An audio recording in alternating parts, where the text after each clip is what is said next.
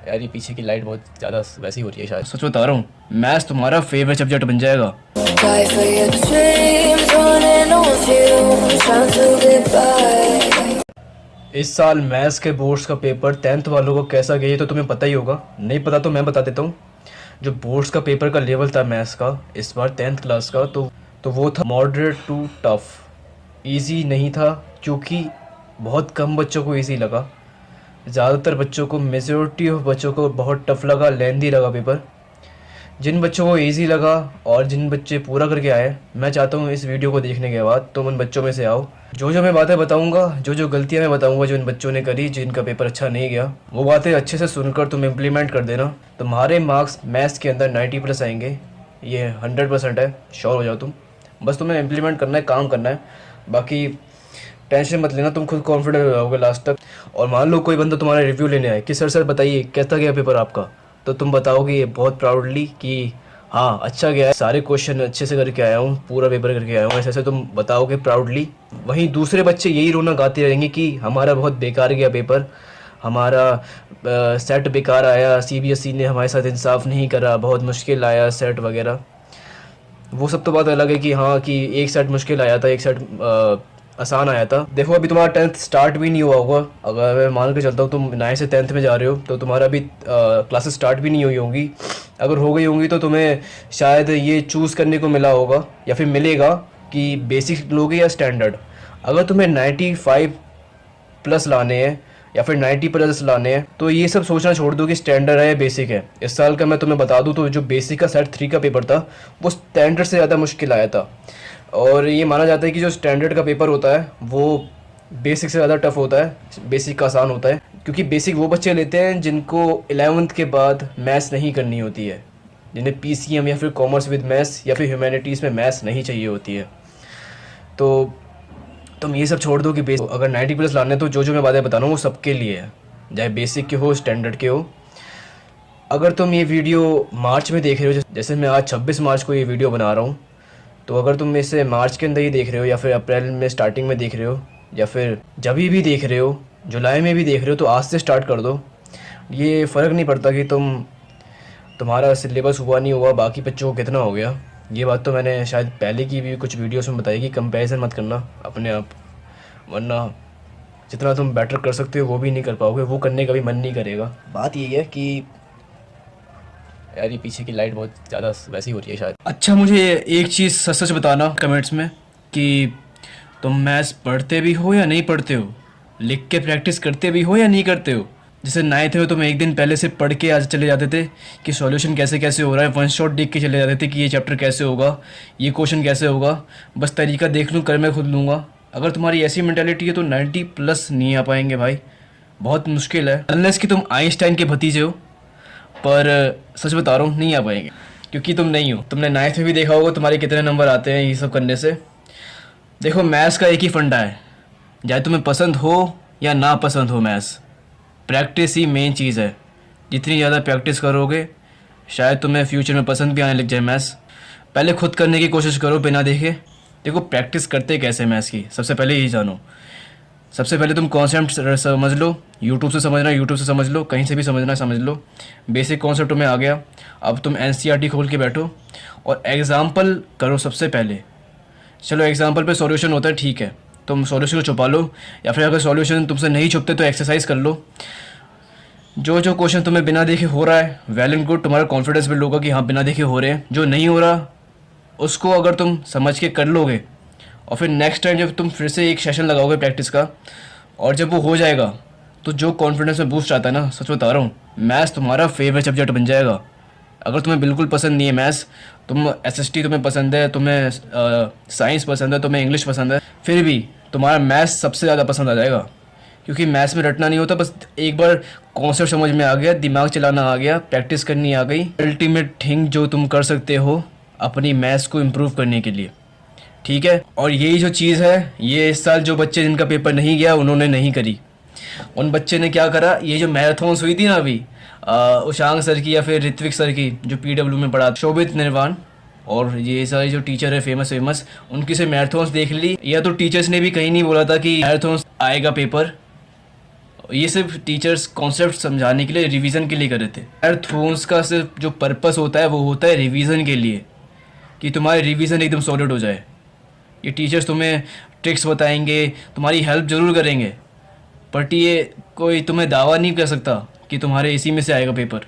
जैसे तुम इस साल देख रहे होगे काफ़ी फेमस टीचर्स रिक्वेस्ट करें सीबीएसई को कि प्लीज़ ग्रेस मार्क्स दे दो मैथ्स के बच्चों को, क्योंकि क्या है ना कि जो मैथ्स का पेपर है वो कुछ सेट मुश्किल आए, कुछ सेट आसान आए।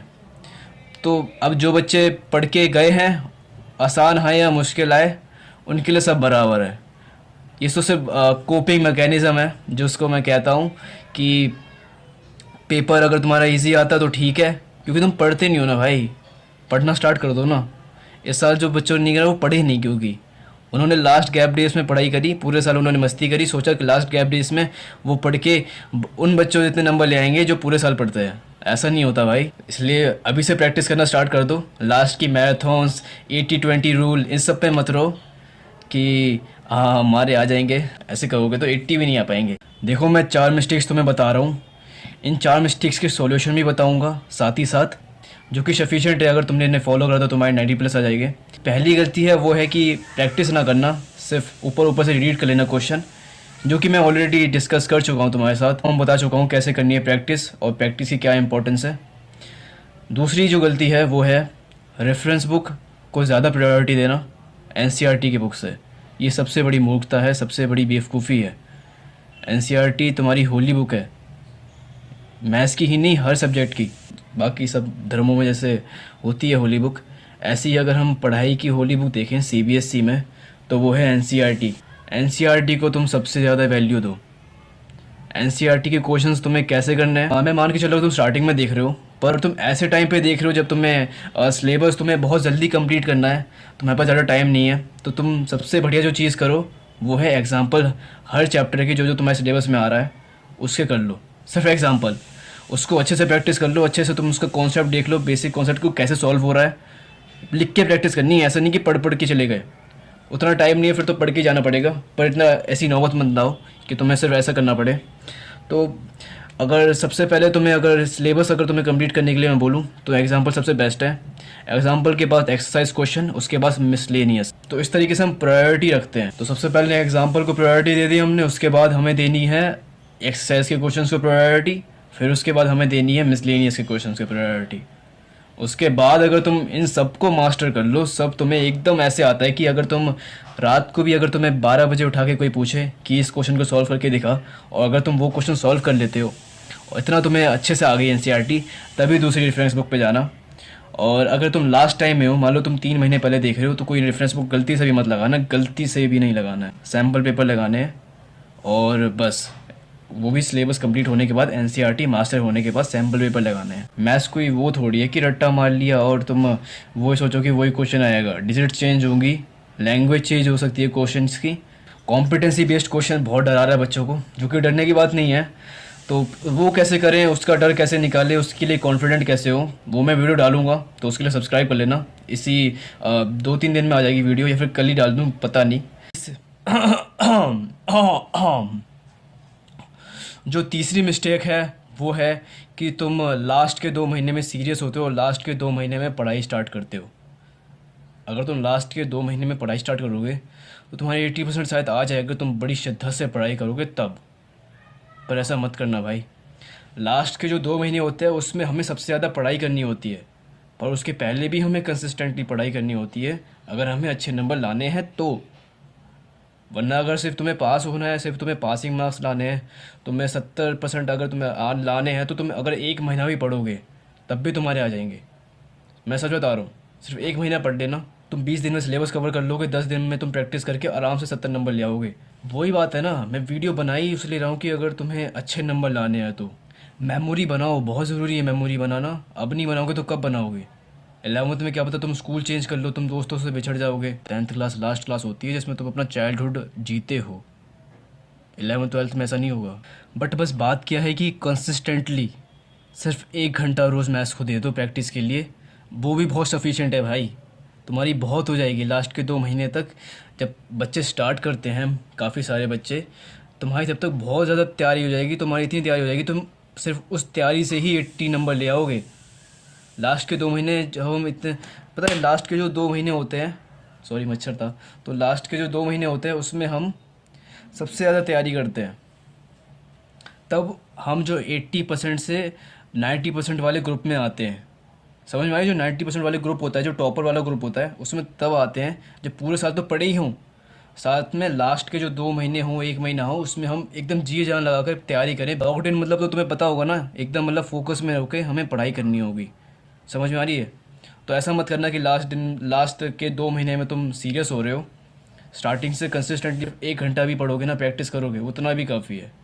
देखो ज़्यादा पढ़ सकते हो तो फिर तो वो तो सोने पे सुहागा हो गया, पर 1 घंटा भी काफ़ी है यार। मतलब इतना भी तुम वो मत करो कि यार इतना सीरियस, इतना हुआ मत बनाओ कि यार बैस के उसमें हो जाएगा, ख़राब हो जाएगा। जिन बच्चों का तुम देख रहे हो ना कि इस बार उनकी हो गई, लंका लग गई जिनकी मैथ्स के पेपर में, वो इसलिए हुई है क्योंकि वो पढ़े नहीं थे भाई। तुम पढ़ोगे तुम्हारा ऐसा बिल्कुल हाल नहीं होगा। बस 1 घंटा मैथ्स की प्रैक्टिस करनी है। लास्ट के जो 2 महीने मिलते हैं उसमें जो छुट्टियां भी मिलती है तुम्हें, तो उसमें तुम काफ़ी अच्छा खींच सकते हो, काफ़ी अच्छी पढ़ाई कर सकते हो। देखो जो लास्ट के 2 महीना होता है ना, वो तुम्हें इंटरमीडिएट से एडवांस लेवल पे पहुंचा देता है। इंटरमीडिएट तक पहुंचने के लिए तुम्हें रोज़ बस 1 घंटा पढ़ोगे, वो भी काफ़ी है। इतनी ही पढ़ाई से तुम्हारे 80 नंबर आ जाएंगे। समझ में आ रही? चौथी और आखिरी गलती जो कि लगभग हर बच्चा करता है, जो कि हर बच्चे को होती है, वो होती है कि इजी चैप्टर्स कर लिए, इजी क्वेश्चंस कर लिए, तो बस सोचते हैं कि अब हम कर लेंगे टॉप। देखो तुम अच्छा स्कोर कर सकते हो, पर जो टॉपर वाली कैटेगरी होती है ना, 90+ वाली, उसमें तुम्हें जो तुम नहीं चाहते वो भी करना पड़ता है। ऐसी थोड़ी है कि जो टॉपर जो लिस्ट में जो 90 नंबर से ज़्यादा लाते हैं वो इतने कम क्यों हैं, क्योंकि वो चीज़ें करते हैं जो कि ज़्यादातर बच्चे नहीं करते। ज़्यादातर बच्चे क्या करते हैं, इसी चैप्टर्स कर लेते हैं, जो हार्ड होता है उसे छोड़ देते हैं। जैसा तुम्हें ट्रिग्नोमेट्री, तुम्हें बहुत ज़्यादा हक्का बक्का हो जाओगे तुम ट्रिग्नोमेट्री देख कर, क्योंकि नई है ना, नई चीज़ देख के आदमी घबरा जाता है, एक्सपीरियंस नहीं है। तो मैं बता रहा हूँ बहुत ईजी है ट्रिग्नोमेट्री, उसको बिल्कुल भी कतई मत छोड़ना। शायद 8 चैप्टर है तुम्हारा, मुझे नहीं पता, शायद पिछले साल तो 8 था, इस साल क्या पता रिड्यूस हो गया उस लेवल।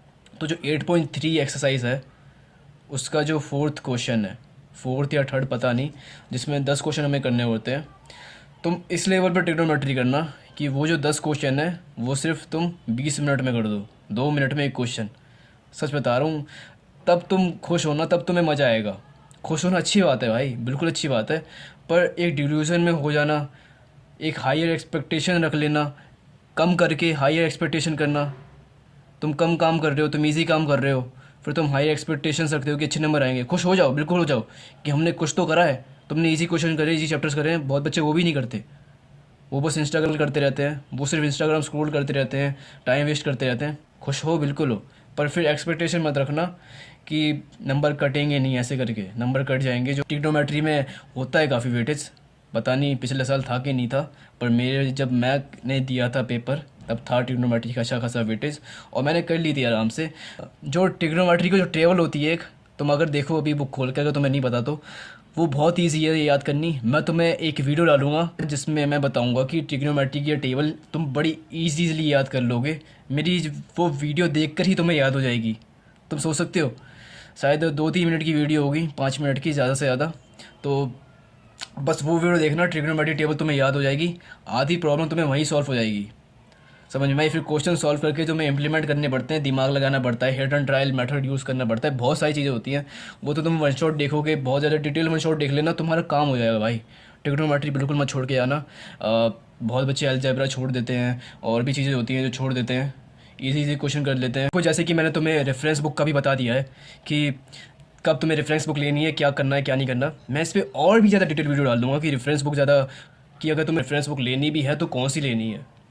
क्योंकि मेरी वीडियो पे कमेंट आए थे कि रेफरेंस बुक बता दो कौन सी लेनी है, क्या करना है। तो मैं सिर्फ मैथ्स की नहीं बताऊंगा, मैं हर सब्जेक्ट की जो हेल्पिंग बुक होती है वो मैं अच्छे से तुम्हें बता दूंगा। सच बताऊं तो रेफरेंस बुक से ज़्यादा, सबसे ज़्यादा अगर एनसीईआरटी के बाद प्रैक्टिस करने के लिए तुम किस चीज़ पे रिलाय हो तो वो होगा पीवाईक्यू और सैम्पल पेपर। ये मैंने कमेंट्स में भी बोला है, कमेंट्स में मुझसे पूछा था बच्चों ने, तो मैं हर कमेंट में बड़े बड़ा लंबा लंबा चौड़ा हर कमेंट का रिप्लाई देता हूँ, हर कमेंट को मैं पढ़ता हूँ। तो मैंने कमेंट के रिप्लाई भी करे थे कि PYQ तुम सॉल्व करो, तुम PYQ पे ज़्यादा ध्यान दो, क्योंकि जैसे कि शायद तुम्हें भी पता हो कि 10th जो बोर्ड्स के पेपर होते हैं ना, वो एक पैटर्न के साथ चलते हैं। कई बार क्वेश्चंस रिपीट भी होते हैं, शायद डिजिट चेंज कर दें, पर जो लैंग्वेज होती है वो सेम होती है बहुत सारे क्वेश्चंस की। तो अगर तुम पिछले 10 साल के 10 ईयर के जो PYQs हैं, अगर तुम उसको एकदम अच्छे से मास्टर कर लोगे ना, और तुम अगर NCERT को मास्टर कर दोगे, जो CBSE अभी सैम्पल पेपर लॉन्च करेगा वो तुम अच्छे से कर लोगे, तो मैं लिख के देता हूँ तुम्हारे 90+ आ जाएंगे। पर ये जो 3 चीज़ें मैंने बताई, इसको करने में तुम्हें काफ़ी टाइम लग सकता है। वो डिपेंड करता है तुम्हारी एफिशिएंसी कितनी है, तुम कितने उससे कर सकते हो। तो अगर मैंने जैसे बताया, अगर 1 घंटा भी रोज़ पढ़ोगे तब भी तुम्हारा ये तीनों चीज़ें लास्ट टाइम तक हो जाएंगी। 100% श्योर हूँ, लास्ट टाइम तक हो जाएंगी। कॉम्पिटेंसी बेस्ड क्वेश्चंस हो गए, रेफरेंस बुक कौन सी लें, ये सारी चीज़ें जैसे तुमने पहले भी कमेंट कर रखा है। अगर जिन्होंने कमेंट नहीं करा है वो कर देना कमेंट, क्योंकि मैं सबके कमेंट्स लगा दूंगा अपनी वीडियो में, एक तरीके से शाउट आउट दे दूंगा। सब्सक्राइब करके कमेंट करना भाई प्लीज़, बहुत अच्छा लगता है जब सब्सक्राइबर हो जाते हैं। जैसे अभी मेरे 210 से भी ज़्यादा सब्सक्राइबर हो चुके हैं फाइनली। मैं बहुत ज़्यादा खुश हूँ, क्योंकि एक बिगिनर यूट्यूबर के लिए अगर तुम सब्सक्राइब कर दोगे बहुत बड़ी बात होती है। एक जेन्युइनली बहुत खुशी है। तुम कमेंट कर देना कुछ भी, मैं हर कमेंट पढ़ता हूँ, क्योंकि तुम जिस टॉपिक पे भी कमेंट करोगे मैं उस टॉपिक पे वीडियो बनाऊँगा। मैं हर कमेंट पढ़ता हूँ, बस सब्सक्राइब कर लेना और लाइक कर देना वीडियो को, फिर कमेंट करना तो अच्छा रहेगा। थैंक्स यार। और जो जो मैंने बताया है उसको अच्छे से फॉलो करना, तुम्हारे आ जाएंगे यार, तुम टेंशन मत लो, नंबर आ जाएंगे। नंबर चाहे तुम्हें अच्छे नंबर आते ना हो, तुम्हारे 9th में बहुत बेकार नंबर आए हो, 9th में तुम्हारे 40 नंबर आए हो मैथ्स में, कोई मैटर नहीं करता। इस साल तुम मचा दोगे धूम, जैसे जैसे मैंने बताया बस वही वही करना है।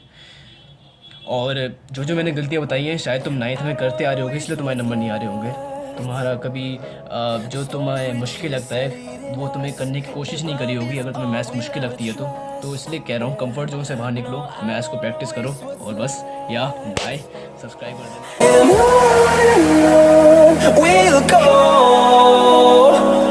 through the wastelands, through the highways, till my shadow turns to sun rays. And on we'll go through the wastelands, through the highways.